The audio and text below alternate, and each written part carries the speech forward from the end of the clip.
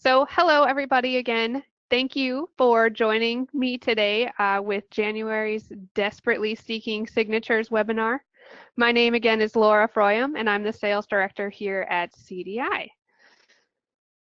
So today on the agenda, we will be taking a look at the different types of signatures that there are out there, considerations, use cases, and all of the different tools that are available to you via Laserfiche licensing directly or through custom integrations put out by CDI.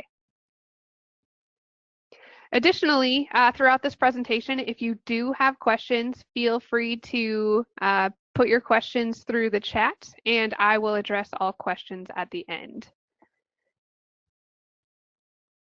So to start out, we will go through the differences between electronic signatures and digital signatures. So there is quite a substantial difference between the two. So an electronic signature is equivalent to more of a handwritten signature in this day and age. Electronic signatures show intent by the signer, but they can't be validated. This is similar to handwriting on a physical piece of paper, but with a physical piece of paper, if it is tried in court, you can bring in a handwriting expert to verify the signature is in fact who they say it is. However, with an electronic signature, that's not quite as easy. So a digital signature is what we call an electronic fingerprint that securely associates a signer with a document in a recorded transaction. So a digital signature also shows intent by the signer to proceed forward with the contract or whatever specific document they are signing.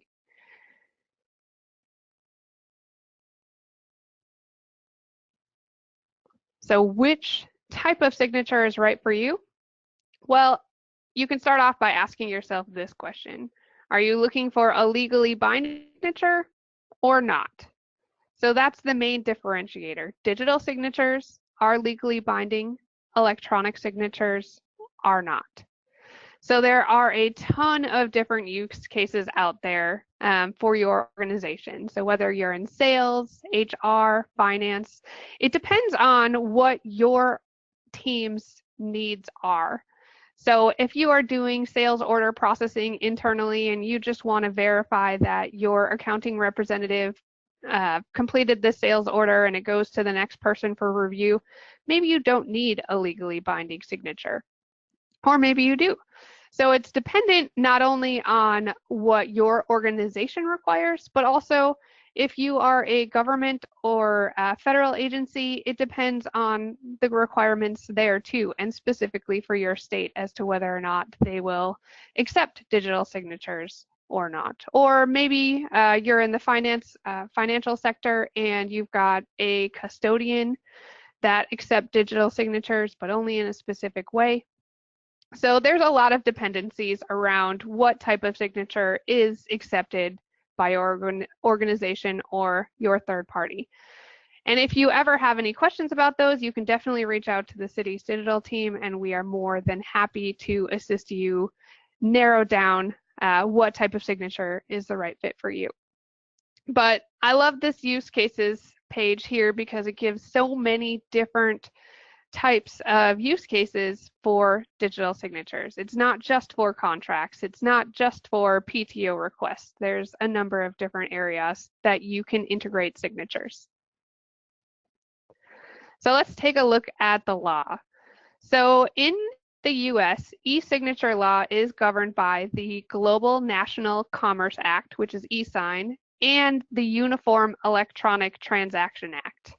These two federal laws together establish that electronic signatures carry the same weight and legal effect as paper documents and handwritten signatures. So signatures can't be denied legal effect or enforceability solely because it's electronic.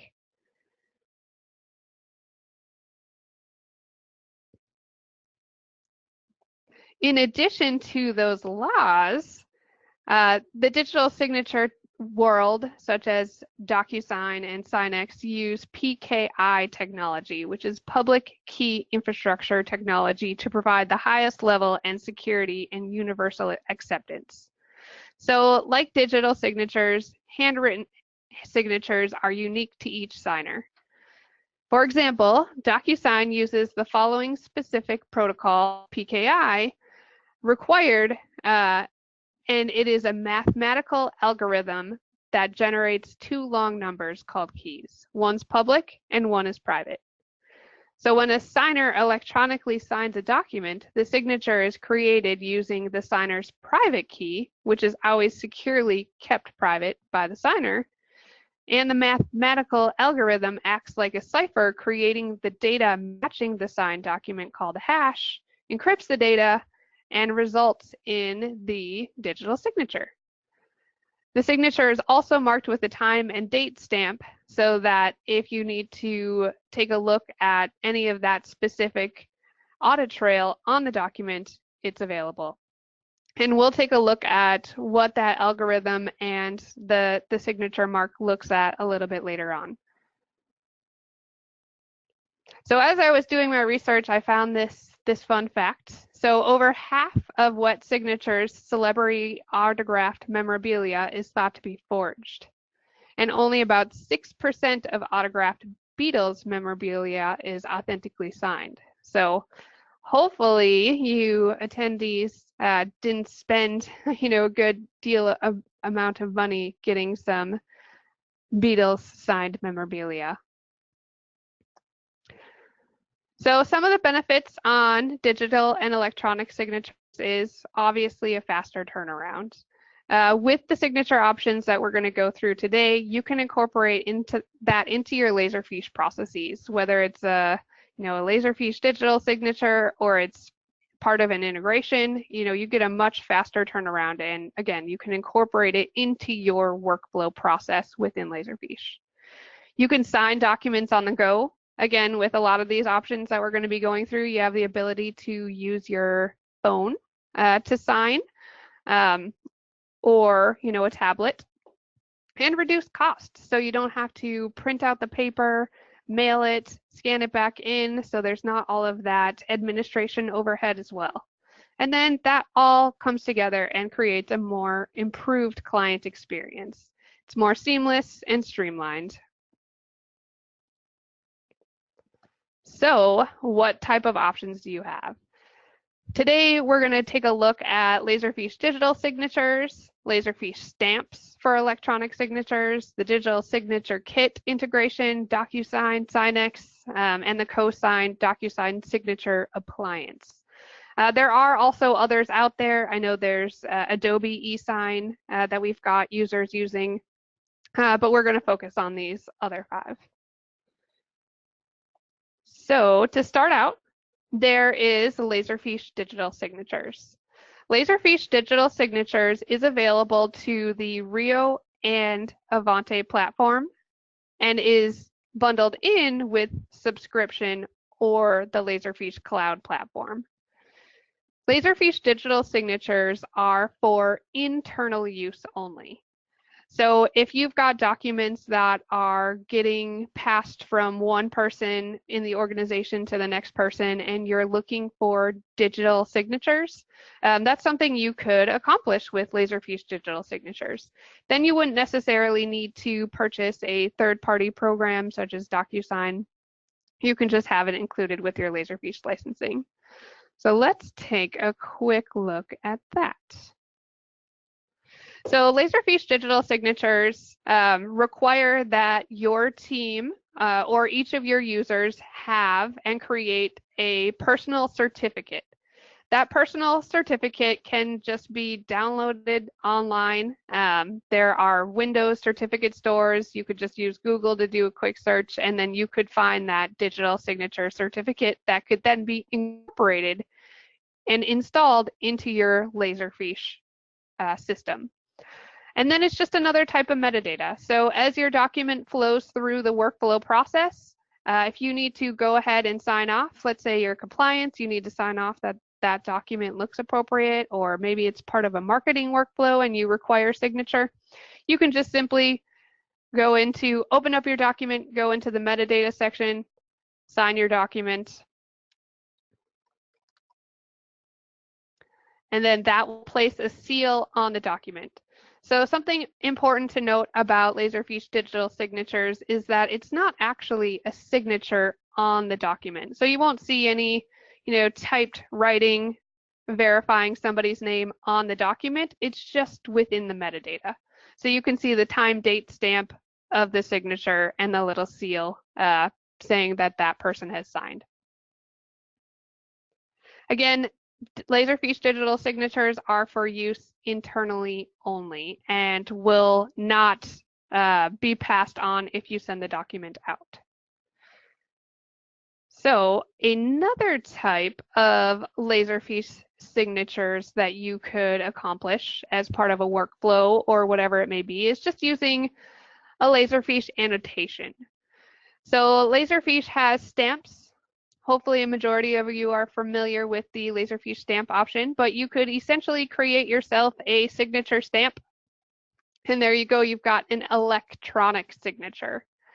If you've got Audit Trail, you could potentially leverage Audit Trail with your Laserfiche username and password to give you some auditing verification on this Laserfiche stamp. But again, this is solely just an electronic signature and will not be recognized in court. But it's also really great if you don't require anything super special, maybe for your HR onboarding process and you just want them to verify that they've received a copy of the handbook, you could just apply a Laserfiche stamp, something like that. So let's jump back in here. And again, both of those options can be incorporated into a workflow and are for internal use only. Another type of signature option that's available is the CDI digital signature kit. So the digital signature kit is a signature pad that you can purchase. It works with the Interlink ePad or the Topaz signature pad. And essentially you get this pad, you install it into you plug it into your computer, and then you can use the signature pad to sign a Laserfiche document. It also allows you the ability to apply a time date stamp, so you know when you've got that. And again, this CDI digital signature kit won't hold up in a legal environment either. It's a lot like a wet signature. But again, it's really great depending on what your use case is. We've actually got a county who uses the digital signature kit when booking new inmates into the jail. And so they go through all of the inmate intake paperwork, and then they have the inmate sign off on a digital signature pad. And then they can keep the processing moving forward, and all of their documents are securely stored in Laserfiche. If you were to pair a digital signature kit with maybe some type of video recording tool, then you would have more of a legally accepted signature process.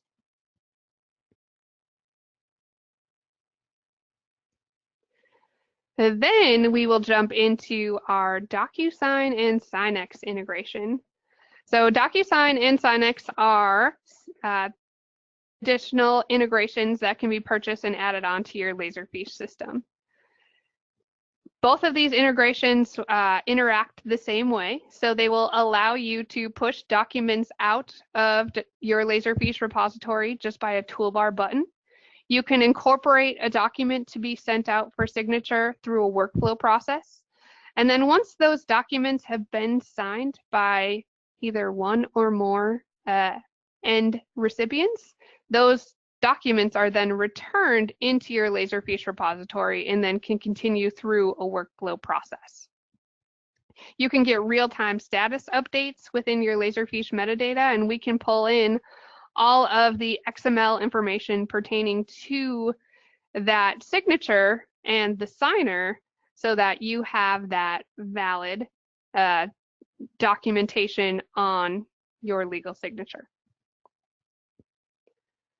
So again, it's just you can send it out through a toolbar button, and you can configure a toolbar button in both web access or your desktop client. It is available through both. And you can also incorporate it as part of a workflow. So our workflow process allows you to send a document out for signature. You can send a document out for signature and include additional attachments. So let's say you're sending out an offer letter, and with that offer letter, you always want to include a copy of your benefits enrollment information, something like that. You could use workflow to create a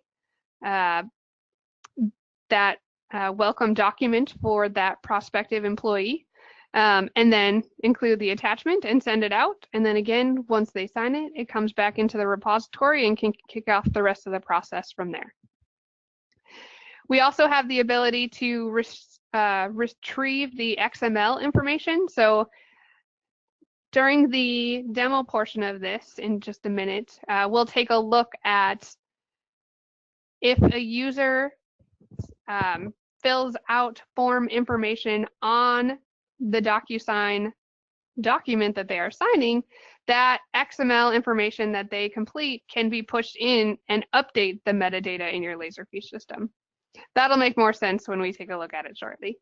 But then we also have that ability to pull back the status on whether you're waiting on signatures and which user you're waiting on signatures for. And all of that is automatically appended to every document you send out for DocuSign.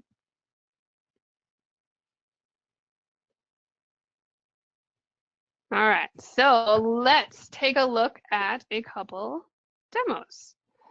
So we're going to start off with a client onboarding process. If you have talked to me or interacted with me at all, you have probably seen this client onboarding process a couple times before, but this is a really great use case for digital signatures. So we're actually going to use and fill out this Laserfiche form. This Laserfiche form is then going to create some standardized documentation and this new client folder structure for us in Laserfiche. And then from there, we can send out the document through DocuSign for signature. So let's take a look. I did complete some of this information in advance, so you wouldn't have to watch me type. And playing off our desperately seeking signatures, I tried to look for what Susan's last name is in Desperately Seeking Susan, and in my 2-second search, I just found out that Madonna played her. So we've got Susan Madonna as our client. We're collecting information on all of her assets, her liabilities, her financial planning goals. Again, if you're not familiar with Laserfiche forms, this form itself is completely customizable. So the colors, the fonts, the information you're collecting, the ability to tabulate totals, have the form be dynamic based on the information that you're filling out, all of it is completely customizable to your needs. And if you've got workflow on your system and you're on Laserfiche version 10.2 or higher, you have the ability to build Laserfiche forms. So once we're done with the form, again, we'll go ahead and click Submit. And then I will bounce over to my repository.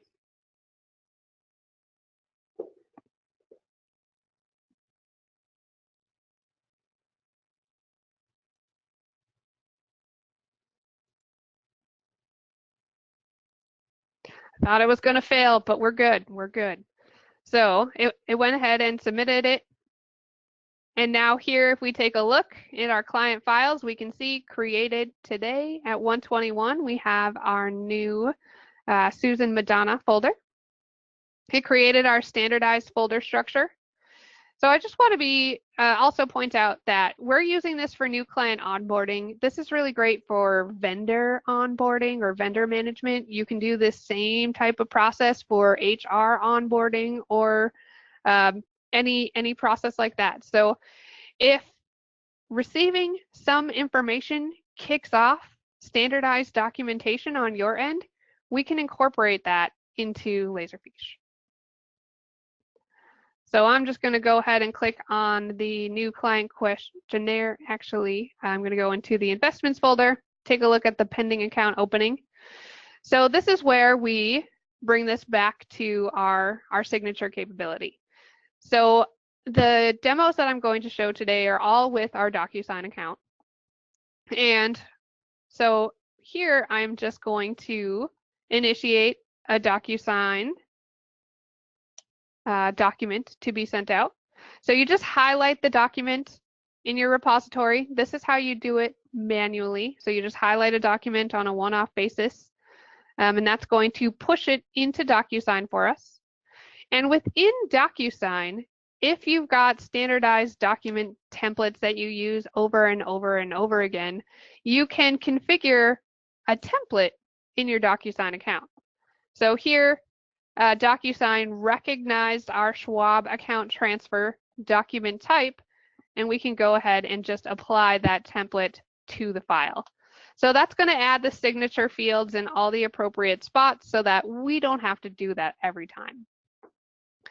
Additionally, once you're in, if you're doing this the manual way, you will go ahead and add recipients. Otherwise, you can have recipients pulled from the metadata on your Laserfiche document, or it could be pulled from some other database like your CRM, an Excel database, a SQL database, whatever it may be.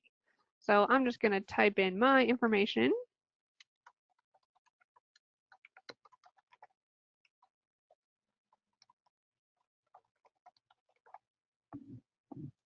Done. And then I'm just going to send it off.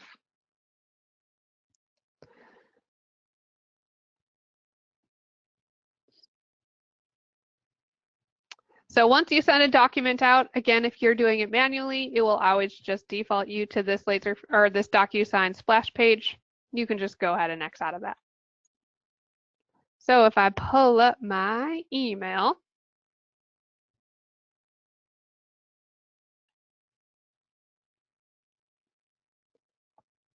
here is the email notification that I got, and this is what your end user would see.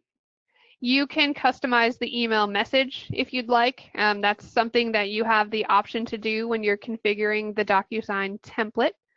Otherwise, you can manually change it once you're in the application, the DocuSign interface as well.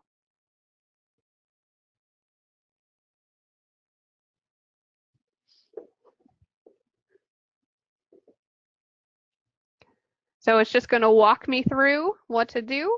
Just click the continue button, start, brings me right to the signature area. So if there were multiple fields that I needed to fill out and complete, it would walk me through each of them. And then I can go ahead and click finish. And then as an end user, I have the option to save a copy of the document for my own records if I'd like. Otherwise, this signed document just gets pushed back to the Laserfiche system. And we'll jump back into that repository.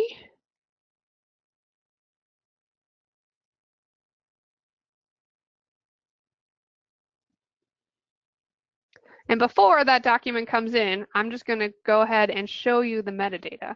So this was the document that I sent out. As part of that standard workflow process, I had, when the document came in, it pre-filled some metadata information based on the information that was collected in the form. And then once I clicked send for DocuSign, it applied some additional fields for us. So I can see that the document was sent out, and then here's the date that it was sent, or the date and time that it was sent. So if I hit F5 and refresh,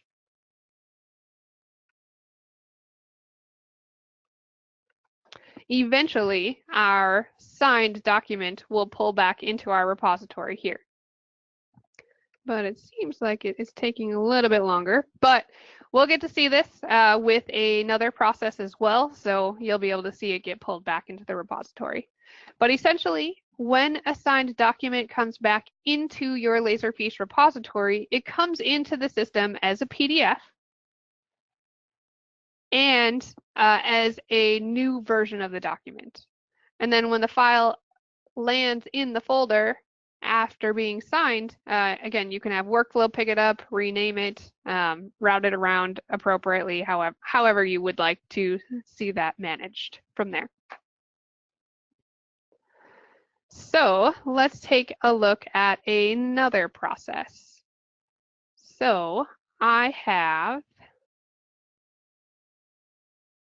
this is actually a process that we use internally here at Cities Digital for contracts. And again, I'm going to show you this process through a Laserfiche form because I cannot express my love for forms enough. But what we're looking at here now is our Cities Digital internal dashboard. So this is just a Laserfiche form customized to our needs. So instead of using a SharePoint for our intranet, we're using a Laserfiche form. Each department has their own set of information and links and additional forms. So what I'm going to do is just navigate to the sales, and we are going to onboard a new prospect. So I went ahead and started that already and pre-filled some of the information again so you wouldn't have to watch me type it. But essentially, I'm just collecting some basic information regarding a new prospective client. Am I ready for the next steps? I am. So when I clicked yes, that's just an example of how this form is dynamic. So I'm going to unselect yes. Where did that extra tab go? Yes. Next steps. So we're not going to schedule a demo today. And we're going to go ahead and submit this. So what this is going to do is create a new folder structure for us in our Laserfiche repository. From there, it is also going to create our standardized contract. So let's take a look at that. In this particular scenario, I'm going to show the process being done in web access since our DocuSign integration functionality is available in web access now too. That is a newer feature. If you have a later version or an existing version of our DocuSign integration, just let us know and we can get you updated to the latest version so that you can start using DocuSign through web access as well. So I am just going to do a quick refresh here. So here we can see that our new prospective client popped into our folder.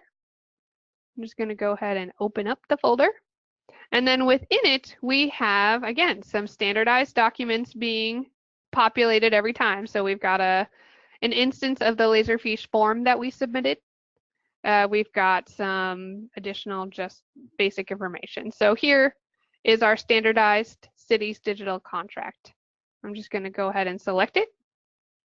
And then I'm going to send it to DocuSign. Again, if you're new to web access, this is probably all new and exciting to you. Otherwise, if you are an avid web access user, if you are on Laserfiche 10.3, you have the ability to customize your toolbars and views in web access. So I have added to my toolbar the send to DocuSign action that I can just select. This is the exact same thing, the exact same manual process that we looked at just a moment ago with the client onboarding, but just in another way. So this is with contracts and through web access. I'm going to wait for my DocuSign system to load up. Again, I did create a template type for our CDI purchase agreement. So I'm going to go ahead and just apply it.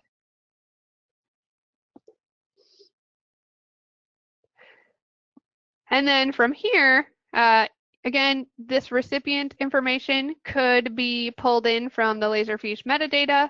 Otherwise, it could be pulled from another database. And that way you don't have to fill it out every time. But it's gone ahead and applied the template. So I think it's page 4. If we take a look. Maybe it didn't apply it. So we'll just go ahead and add a signature field. Oh, there it is. It just took a minute to load. We don't need 2 signatures. And then I'm just going to go ahead and send. At this point, it could kick off a notification, maybe letting compliance know, okay, this document has been sent out for digital signature, watch for it, something like that. Since the system applies metadata fields to documents that you have sent for signature, you can run searches in your Laserfiche repository for documents that are still pending signature. It doesn't require you to log into DocuSign and go ahead and run a report on who's still waiting for signature. It's something you can run right there in your repository. One step further than that, you could have reports automatically generated and sent to you with workflow and some customizations. So here I'm just going to review the document. It's going to load it. So this is what your end user is going to see. Again, it's just going to walk them through. They can go ahead and continue, start. All of these fields are required, which I did not think about at all.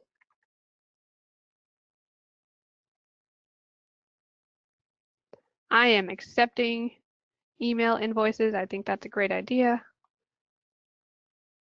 Adopt and sign. Also, there are hosting or online backup options. If you are interested, those are services the city's digital team can provide. It's part of our standard contract now as well. Didn't think about that. So again, this is a live process that we use internally right now for sending out our contracts.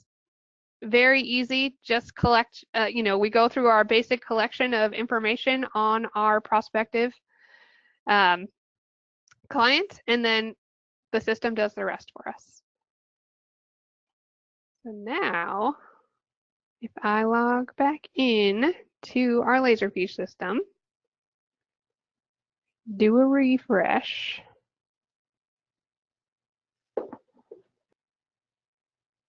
we can see here that our newly signed document has been pulled back into our Laserfiche folder automatically.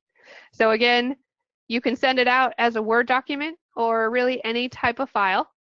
And then once it pulls back into your Laserfiche repository, it's going to get pushed back in as a PDF, because again, a PDF is an uneditable document type, and that's the DocuSign standard. From here, you could convert it to a TIFF image, but for signature, validating the signature, you would want to just go ahead and leave it as a PDF. In this particular use case as well, it is not pulling back the DocuSign XML data, so we don't have all of the additional information on, who the signer was and validating the signature. But in our next example, we'll take a look at what that looks like. So I'm just going to open up the document here so we can take a look at what the signed file looks like.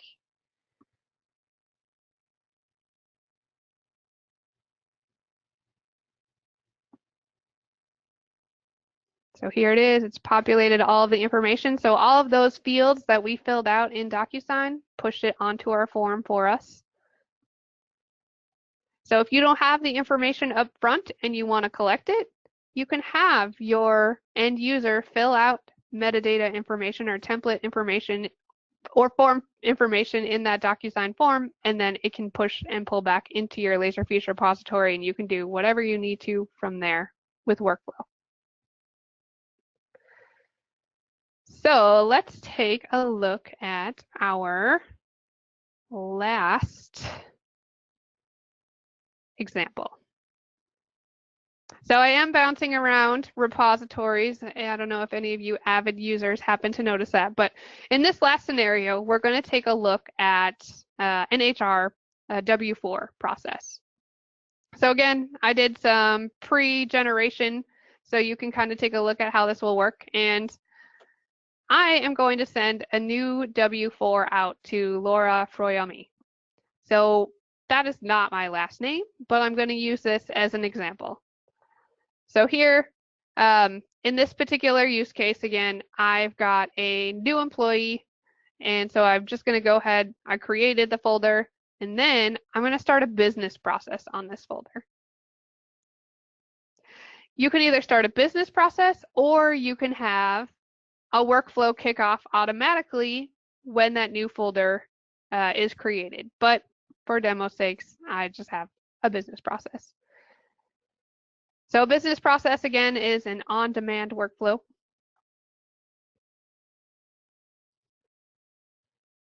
This is going to send out a W-4 to my email. And again, if I take a look at the metadata information, I'm just going to pull it up here for you to see. We can see that this folder, the metadata information says Droy Yummy, Laura. We've got our email.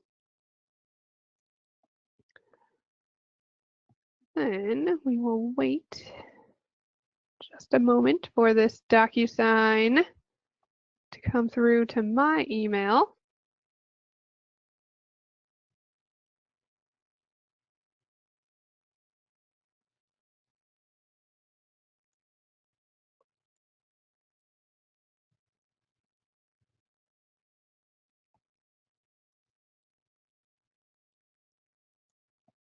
Oh, there it is. I just have to be patient.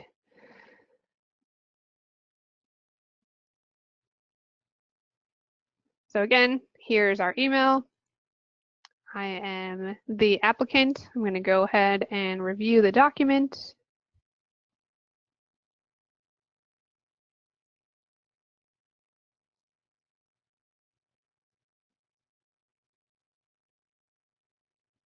Here, I'm agreeing to use an electronic signature on my file.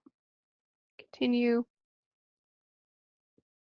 It's going to walk me through what to do. Oh, they spelled my name wrong. I'm going to go ahead and just update that. Type in my social security number.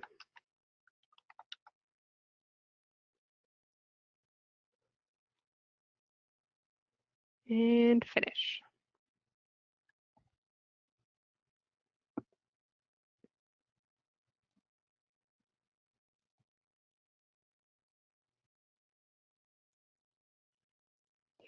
All right, so we'll hit refresh a few times here.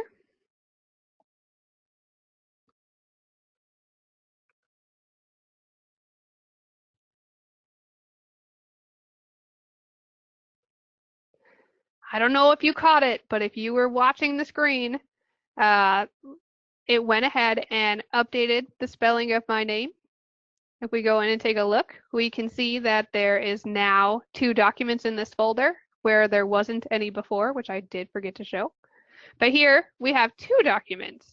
So we've got the W-4 form. Oops.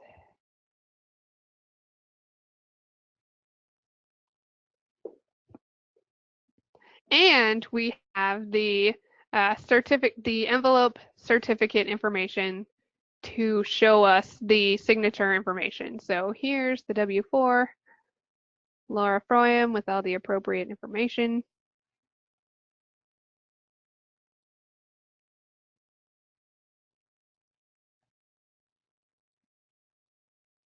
And then we'll take a look at the envelope details that get pulled in from DocuSign. So you can choose to either pull in the certificate of completion or not. So if you have a DocuSign account, DocuSign does host this information and keep it within the application.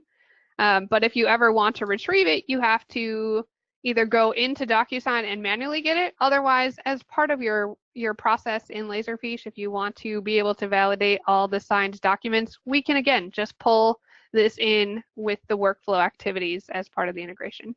And then it gives you all the details, the envelope ID, you know, the record tracking information, when it was signed, the time, date, stamps, and all of that information. And this is what makes your document legally binding in the court of law. So let's jump back into our PowerPoint here. So you're wondering what your next steps are. Depending on which option you feel like is right for you and whether you need law binding signatures or not, you know, you've got options. And Cities Digital, or CDI, is your one-stop shop. So Your first step would be obtaining the appropriate licensing and hardware, getting it installed, configured, training, and using.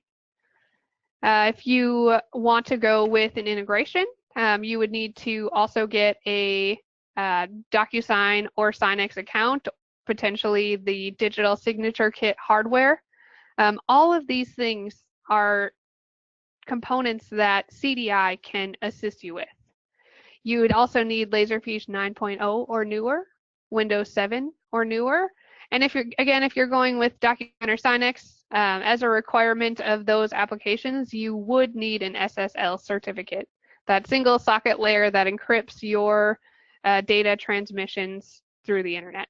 This is a requirement of DocuSign, and that SSL certificate is something that you can purchase online.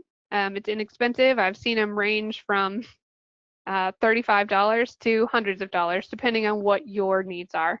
And chances are you probably already have an SSL certificate, but if not, that's something you can just get online as well. So that is all I had today for the desperately seeking signatures, and hopefully you learned something new. Tune in next month, and we're going to be learning about different captured methods. This is going to be great for all of your end users who are scanning documents in or bringing documents into the repository. We're going to take a look at Laserfiche scanning, snapshot, and the different import profiles and options that you have with capture. So thank you again for attending. If you've got any questions, please definitely put them in the chat box, and I am going to go through those now. And if I don't know, I'll still read the question aloud, and then we will get back to you afterwards as well.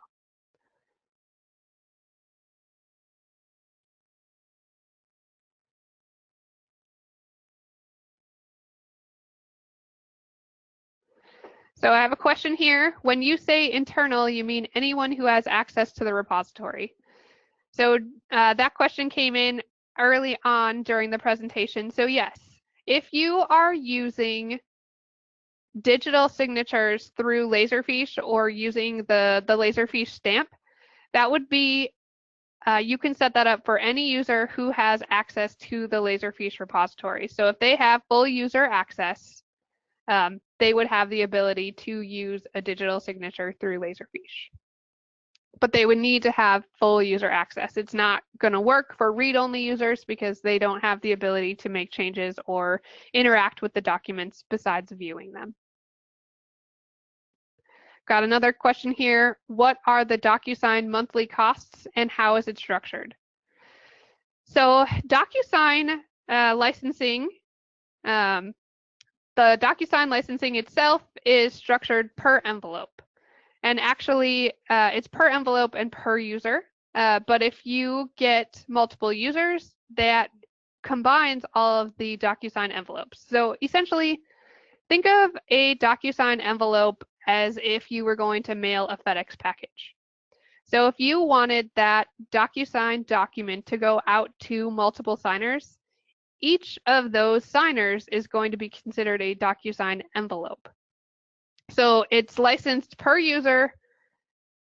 Each user has, I think, a minimum of 100 envelopes that they can use, and then they can be pooled together. And then it's based off of the quantity of signatures that you think you're going to send for the year, and that's essentially what your pricing is. And we can get you some more detailed specific costs. If you reach out to the sales@citiesdigital.com, we can get you a more accurate quote from there. So that wouldn't work with the participant license. That is a great question. Let me just double check the participant license. This is pertaining to the subscription licensing.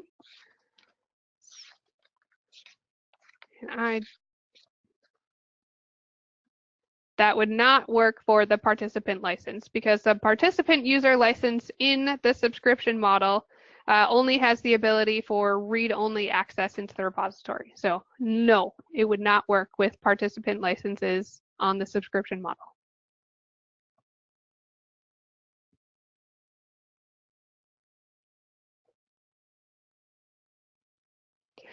All right. Well, that is all for now. If there are any additional questions, please don't hesitate to reach out to myself, Laura at citiesdigital.com, or sales@citiesdigital.com, and we are happy to assist. And again, thank you everybody for attending. I know your time is valuable, and hopefully this was an informative webinar for you. Thank you.